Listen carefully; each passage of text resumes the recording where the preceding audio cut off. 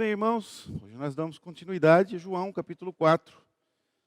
Já estamos há algum tempo em João 4, estudando e meditando no encontro do Senhor Jesus com a mulher samaritana, naquele poço. E hoje nós damos continuidade no versículo 31. Então, João, capítulo 4, versículo 31. 4:31. Nós vamos ler até o 42, tá? Até o 42. Aliás, eu vou começar antes. Porque tem que ter uma coerência, né? O texto. E o versículo 27 é um bom lugar para começar. Porque é nesse ponto que chegam os discípulos. Então, nesse ponto chegaram os discípulos e se admiraram de que estivesse falando com uma mulher. Todavia, nenhum lhe disse: que perguntas? Ou por que fala com elas? Quanto à mulher, deixou o seu cântaro, foi à cidade e disse àqueles homens: vinde comigo e vede um homem que me disse tudo quanto tenho feito. Será este, porventura, o Cristo? Nesse ínterim, os discípulos lhe rogavam, dizendo: mestre, come. Mas ele lhes disse: uma comida tenho para comer, que vós não conheceis. Diziam então os discípulos uns aos outros: ter-lhe-ia porventura alguém trazido o que comer? Disse-lhe Jesus: minha comida consiste em fazer a vontade daquele que me enviou e realizar a sua obra. Não dizeis vós que ainda há 4 meses até a ceifa? Eu, porém, vos digo: erguei os olhos e vede os campos, pois já branquejam para a ceifa. O ceifeiro recebe desde já a recompensa e entesoura o seu fruto para a vida eterna. E de sorte se alegram tanto o semeador como o ceifeiro, pois no caso é verdadeiro o ditado: um é o semeador e outro é o ceifeiro. Eu vos enviei para ceifar o que não semeastes. Outros trabalharam, e vós entrastes no seu trabalho. Muitos samaritanos daquela cidade creram nele em virtude do testemunho da mulher, que anunciara: ele me disse tudo quanto tenho feito. Vindo, pois, os samaritanos ter com Jesus, pediram-lhe que permanecesse com eles, e ficou ali 2 dias. Muitos outros creram nele por causa da sua palavra. E diziam à mulher: já agora não é pelo que disseste que nós cremos, mas porque nós mesmos temos ouvido e sabemos que este é verdadeiramente o Salvador do mundo. Até aqui. Dá-nos, ó Deus, o alimento da tua palavra através de nossa compreensão, da recepção sincera em nosso coração. E na nossa vida, dia após dia, nós te pedimos em nome de Cristo. Amém. Nós vimos que o Senhor Jesus havia começado uma conversa com a mulher em Samaria.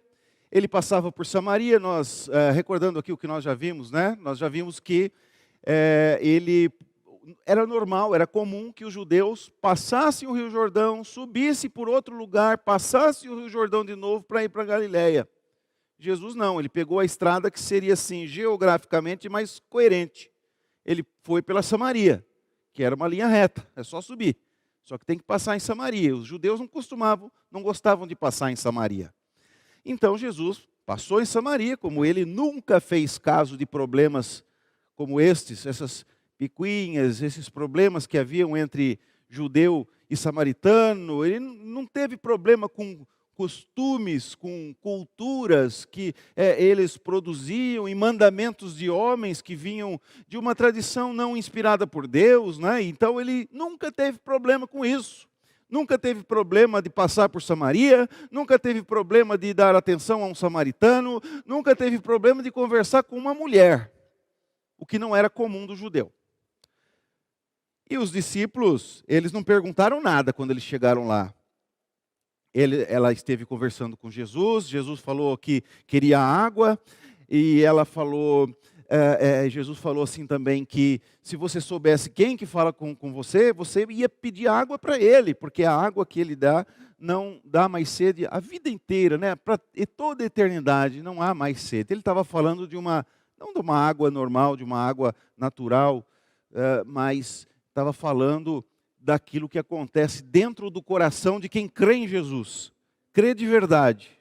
Não daqueles que creram, como a gente viu no capítulo 2, que creram, mas não creram, né? Creram, mas Jesus sabia que não era aquela fé que ele queria, que ele esperava, né? A fé salvadora mesmo, aquela confiança legítima no Senhor Jesus. Então, Jesus falou para ela alguma coisa da vida dela, ela viu que ele era profeta, ela perguntou acerca do lugar de adoração.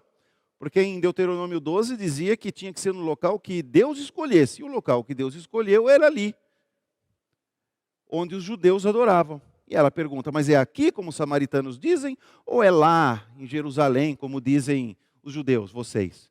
É claro que era lá em Jerusalém, né? Mas acontece que já não adiantava mais debater esse problema de onde adorar, porque isso já passava a ser coisa antiga, não é mais necessário. Então Jesus falou que agora é a hora que nós adoramos em espírito e em verdade. Essa é a característica do verdadeiro adorador. Adorar não por meio do símbolo que estava em Jerusalém, templo, mas adorar através do próprio Jesus Cristo, que era representado em tudo que se fazia lá no templo.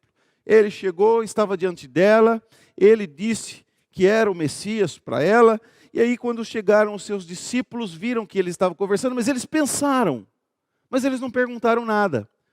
O Senhor está conversando com uma mulher, mas como pode? E ainda mais, ela é samaritana. Aí você viu que ela deixou o cântaro lá, né? Deixou lá e foi correndo avisar para os outros da sua cidade com quem que ela tinha conversado. Ela foi lá, falou, eles ficaram admirados, creram, né? Mas enquanto isso, teve um intervalo e teve uma conversa entre Jesus e os seus discípulos. E essa conversa foi, por que ele não abortou tanta coisa que João não colocou? Por que ele foi colocar essa conversa de Jesus com os discípulos bem no meio da história da mulher samaritana? Porque depois vai voltar, muitos samaritanos daquela cidade creram nele em virtude do quê? Do testemunho daquela mulher. Então quer dizer, a história continua no 39. Mas tem essa passagem no meio onde Jesus fala com os discípulos. Ela foi embora, ela foi avisar os outros, e Jesus fica ali com seus discípulos. Essa é uma oportunidade deles conversarem, mas eles não perguntam qual é a dúvida deles, eles não perguntam por que ele estava conversando com a mulher, o que estava acontecendo, porque ele estava falando de água, agora os discípulos vão falar de comida. Tem alguma relação? Porque eles estão falando, Jesus falava com a mulher sobre a água necessária para o corpo, e Jesus falava com ela sobre a água necessária para a alma. Agora os discípulos vão falar com Jesus a respeito de comida, e eles falam a respeito da comida do corpo, e Jesus fala a respeito da comida de Deus. Então olha só, nesse ínterim, que ínterim é esse? Nesse período em que a mulher foi até a cidade para falar sobre a pessoa com quem ela conversou, os discípulos ficaram ali no poço com Jesus, ela deixou o cântaro ali, né? Jesus podia se servir da água e tudo mais. Mas, e os discípulos falaram assim para ele, mestre, come. Quer dizer, já era para estar com fome, né? Eles estavam andando há um bom tempo, eles pararam ali para se refrescar, eles foram atrás de comida, né? Mas Jesus respondeu, uma comida tenho para comer que vós não conheceis. E aí que eles perguntam, né? Eles diziam uns aos outros, diziam entre si assim, por acaso será que alguém trouxe comida para ele? Sabe por que era estranho? Porque ali era lugar de samaritano. E será que algum samaritano ia levar comida para um judeu? Porque do mesmo jeito que judeu não gostava de samaritano, samaritano não gostava de judeu. Então será que alguém trouxe comida aqui para ele? Porque o homem não quer comer. Mas, e Jesus está falando aqui, e aí vem o grande discurso de Jesus, o principal aqui, que é do 34 ao 38, que a comida de Jesus é fazer a vontade do Pai. Então quer dizer que ele não comia? Claro que ele comia. Mas ele aproveitava as situações para ensinar. Sabe, isso que é discipulado de verdade. Isso que é discipulado. Porque o dia a dia nos serve como oportunidade para ensinar. Por isso que os discípulos andavam com ele. Porque eles aprendiam com um grande mestre. Esse foi o seminário deles. Eles aprendiam diretamente de Jesus. E eles não eram pessoas tão letradas, muito letradas. Mas Jesus, naqueles 3 anos, os ensinou grandemente. Então, quando eles perguntam se Jesus quer comer, até nisso ele aproveita. Até isso ele aproveita para ensinar. Ele poderia falar assim: olha, eu estou tão contente aqui fazendo a vontade do Pai que eu até esqueci que existe essa comida. Mas não, ele fala, ele deixa os discípulos terem dúvida, né? Ele fala: uma comida tenho que comer que vós não conheceis. Quer dizer, ele tinha alguma coisa para ensinar para os discípulos, mas ele primeiro despertou a curiosidade dos discípulos, né? Ele falou assim: eu tenho uma comida que vocês não conhecem, e deixou aquilo curtir um pouquinho na cabeça deles, e eles falavam um com o outro: não é possível, alguém trouxe comida para ele, mas eles aqui são samaritanos, o que aconteceu? E eles conversavam entre si. Quer dizer, isso é uma maneira, quando você preparar o discípulo para o que você tem a ensinar. Então, aproveitar essas oportunidades. Não precisa de sala de aula, não precisa de lousa, não precisa de caderno, precisa de uma boa conversa, uma conversa que impacte, uma conversa que traga algo para eles que eles não vão esquecer, porque aquilo trouxe dúvida, aquilo trouxe a eles um mal-entendido que depois acabou sendo explicado. Então, essas coisas que fazem pensar e depois traz a resposta. E Jesus utilizava essas coisas. Então, até no momento, ele utilizava os milagres para ele ensinar. Ele utilizava a natureza, as coisas, passarinho, árvore para ensinar, semente para ensinar. E ele utilizava uma pergunta do dia a dia: está aqui a comida, o senhor não vai comer? Está vendo? Uma coisa foi a conversa de Jesus com a mulher sobre água. Outra coisa foi a conversa de Jesus com os discípulos sem a mulher. Quando estava a mulher, não estavam os discípulos. Quando estavam os discípulos, não estava a mulher. A conversa com a mulher foi sobre água. A conversa com os discípulos foi sobre comida. Mas a conversa com você é sobre água e sobre comida, porque é você que está lendo. E João, quando escreveu, colocou uma coisa do lado da outra. Então, quando você lê, você sabe de coisas que a mulher não ficou sabendo. E você sabe de coisas que os discípulos também não ficaram sabendo. Ficaram depois, né? Mas, naquele momento, não. Então, ele fala de uma comida, de uma água. Ele tinha falado de uma água, e eu já expliquei para vocês que água é uma coisa que vem vindo desde o começo do texto, né? Desde o começo. Ele transformou água em vinho, por exemplo, né? Então, diversas vezes ainda vai ocorrer outras passagens com água. A água é um motivo importante no livro de João. Até que na cruz, quando o soldado vai ver se ele morreu e que fere Jesus com uma lança, além de sangue também sai água. E João, lá na sua carta, vai dizer que a água e o sangue dão testemunhos, né? São testemunho de Jesus. E então, há uma água que o nosso corpo precisa e há uma água que a nossa alma precisa. Há uma comida que o nosso corpo precisa e há uma comida que a nossa alma precisa. E Jesus falou dessas coisas com a mulher e falou dessas coisas com os discípulos, em oportunidade imediata, mas em oportunidades distintas, porque eles não viram tudo, né? Então, como entender essa questão da comida? E Jesus fala: a comida consiste em fazer a vontade daquele que me enviou a realizar a sua obra. Quando você tem um desejo tão grande, tão forte por alguma coisa e está fazendo aquilo, não sei se você já passou por essa experiência de esquecer até de comer. Né? Alguns estão dizendo que sim, estão me acompanhando aqui, estão dizendo que sim. É tão bom aquilo que eu até esqueci que tinha que comer.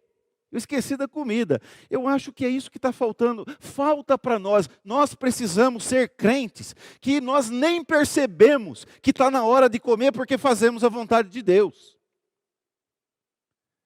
Esse é um dos aspectos pelo qual nós temos que ser parecidos com Jesus. Nós temos que ter tanto no coração de fazer a obra que Deus nos deu a fazer, que isso passa a ser considerado como a nossa comida. Olha, eu me alimento disso. Aquilo que a gente gosta, a gente se alimenta. Só que como o nosso corpo, se a gente come porcaria, a gente colhe doença. Também na nossa vida espiritual. Se a nossa água espiritual é boa, e se a nossa comida é de qualidade, nós passamos bem. Mas se a gente enche a barriga espiritual, vamos dizer assim, de porcaria, de tolices, de vãs filosofias, de inúteis ideologias, a nossa alma também não vai ser saudável. Precisamos nos alimentar daquilo que é bom, daquilo que produz boa saúde. O nosso corpo precisa de coisas boas. E fazemos bem em cuidar de comer coisas boas, de beber coisas boas. E nós precisamos cuidar também daquilo que nós nos alimentamos espiritualmente. Sabe, o Senhor Jesus, ele tinha uma tarefa pela qual nós não devemos nos comparar a ele. Ninguém aqui precisa ser parecido com Jesus no sentido de morrer para pagar pecado de outra pessoa. Isso daí é obra só de Jesus. E na igreja tem também uma obra que é sua. E fora da igreja tem também um ministério que é seu. Porque um ministério ou um sacerdócio, quando a gente fala de um sacerdócio de todos os crentes, a gente não está falando que todos os crentes podem celebrar a ceia, dirigir, conduzir a celebração da ceia. Mas a gente está dizendo que alguém que não é pastor e que faz coisas que não é de pastor, está fazendo coisas de um ministério que Deus deu também. Sabe, você precisa, como médico, você precisa servir a Deus praticando medicina. Você que é corretor de imóveis, precisa servir a Deus sendo corretor de imóveis. O que é que Jesus faria se ele fosse vendedor como você, professor como você? Como é que ele deseja que você atue naquilo que ele te chamou para fazer? Não façamos separação. Fazer na igreja e fazer no mundo, como se houvesse uma vida religiosa e uma vida secular separada. Quem é cristão dentro da igreja e é cristão fora da igreja. Cristão dentro da igreja trabalha o ministério espiritual dentro da igreja. Cristão fora da igreja trabalha no seu ministério dado como cidadão deste mundo, fazendo bem aquilo que Deus te deu para você fazer. Então, use seus dons espirituais na igreja. Não se acomode, não se esconda. Procure orientação, a maneira de você atuar naquilo que Deus te capacitou a fazer, e a igreja não está colhendo disso. Não tá se alimentando daquilo que Deus deu para você alimentar a igreja. Seu dom, não é? A comida de Jesus era fazer a vontade daquele que me enviou. Aí ele usa as expressões, ele gostava de parábolas, falava muito. Vocês usam essa expressão assim, né? Faz 4 meses falta para a ceifa. Então eu estou dizendo para vocês o seguinte: os campos estão brancos. Então ele usa sempre essas comparações. Que campos são esses? São as pessoas. É como se a colheita fosse uma colheita de pessoas. Sabe, irmãos, quando nós lemos o livro de Atos fala no comecinho dele que Jerusalém estava cheio de gente. Porque era a festa do Pentecoste. E festa do Pentecoste é uma festa que tem a ver com colheita também. O Pentecoste não é uma comemoração que surgiu quando o Espírito Santo desceu. Não, o Espírito Santo desceu no dia em que se fazia uma comemoração tão importante que quem morasse na Ásia vinha, quem morasse na Europa vinha, quem morasse na África vinha, vinha gente da Capadócia, Ponto, tinha gente da Galácia, tinha gente da Macedônia, porque eram judeus que moravam fora, mas que vinham a Jerusalém. Por que eles estavam em Jerusalém? Ninguém sabia que Deus ia dar o Espírito Santo naquele dia, porque era a festa do Pentecoste. E não é que houve uma grande colheita de pessoas naquele dia? Que os 120 discípulos ali fizeram uma colheita, e eles não plantaram. Você percebeu que eles não plantaram? Porque Jesus fala assim: eu vos enviei para ceifar o que não semeaste. Tem coisa que Deus já trabalhou antes. E quando os discípulos voltaram com a comida, né, Jesus já estava trabalhando os samaritanos. Por isso que ninguém pode se vangloriar dizendo assim: eu converti tal pessoa, né? Não. Alguém já tinha trabalhado antes.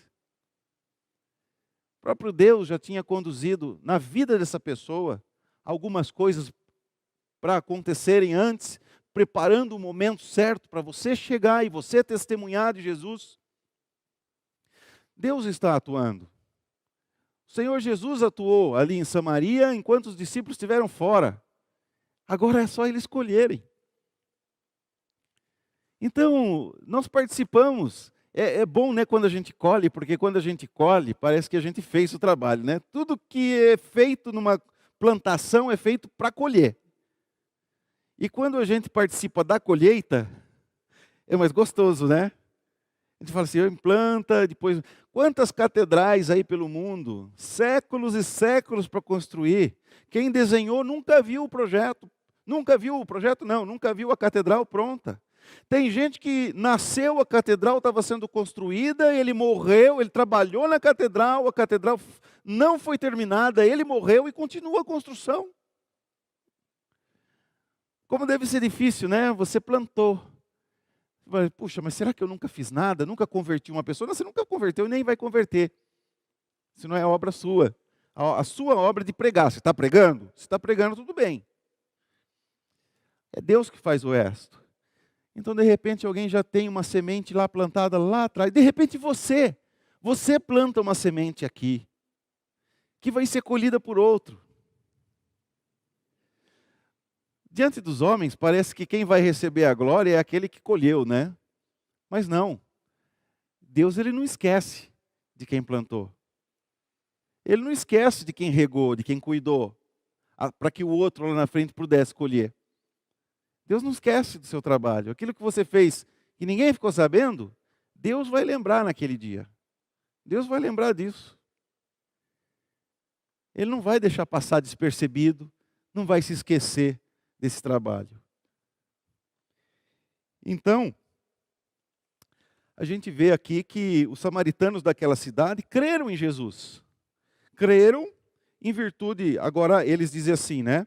Eles creram nele em virtude do testemunho da mulher que tinha falado. Ele me disse tudo quanto tenho feito, ok? Mas agora, né, vindo os samaritanos ter com Jesus, pediam que permanecesse com eles e ficou ali 2 dias. Muitos outros creram nele por causa da palavra. E diziam à mulher: agora, nós cremos nele, não é porque você falou. Nós cremos, nós mesmos temos ouvido e sabemos que ele é verdadeiramente o Salvador do mundo. Porque judeu gostava de esperar um Salvador do judeu. Um Salvador político que acabasse com o Império Romano e estabelecesse o Império Judaico.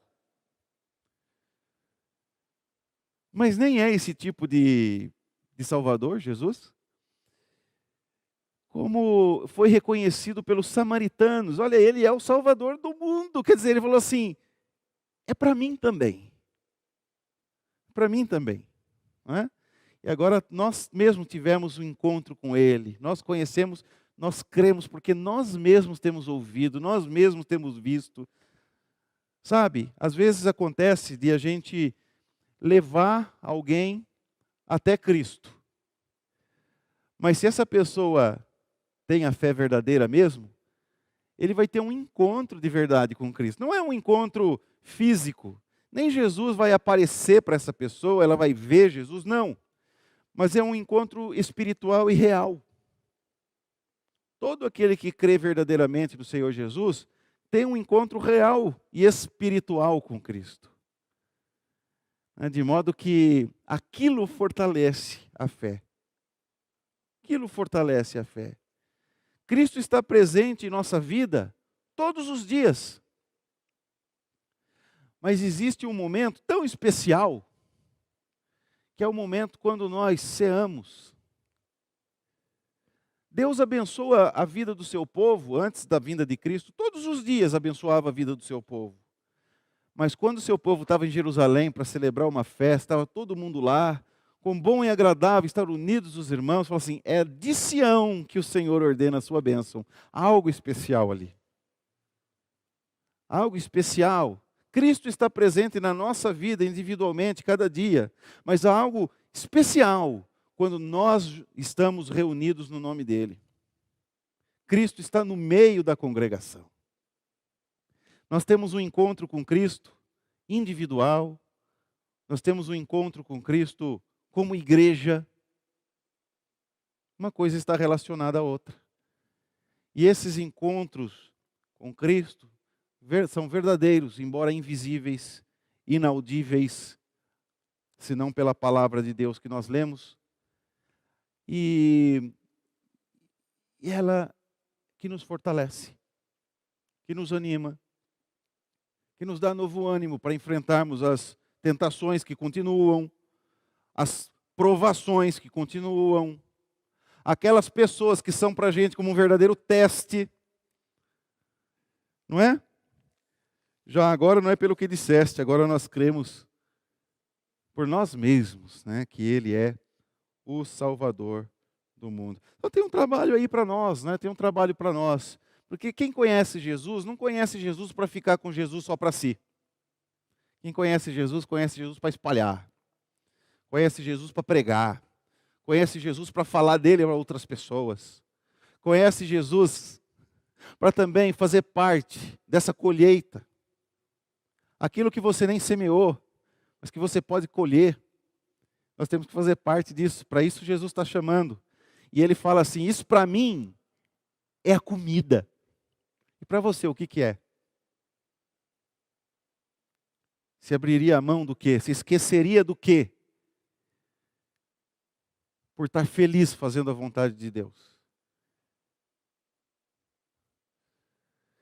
Então, que essa pergunta seja para você uma reflexão contínua, diária, para que sua vida também seja melhorada mais e mais à semelhança do nosso Salvador Jesus Cristo. Amém.